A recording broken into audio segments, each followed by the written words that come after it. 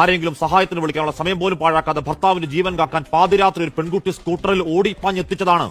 ഏതോ ഇൻഡെക്സുകളുടെ കൊട്ടത്താപ്പ് കണക്കിൽ നിൽക്കുന്ന ഒരു പരാജയപ്പെട്ട ആളെക്കൊലി സിസ്റ്റത്തിന്റെ വാതിലുകൾ തുറന്നില്ല, അടഞ്ഞേ കിടന്നു, ആരും കണ്ടില്ല. കണ്ടത് CCTV. ഏതോ പട്ടി കയറുന്നു എന്നാണ്. പട്ടിപ്പേടിയിൽ അടച്ചുകുറ്റിയിട്ട് കൂർക്കം വലിച്ചുറങ്ങാനാണെങ്കിൽ ഞങ്ങളുടെ നികുതി പണം ശമ്പളം മേടിച്ച് മുടിപ്പിക്കാതെ രാജിവെച്ചിറങ്ങിപ്പോ.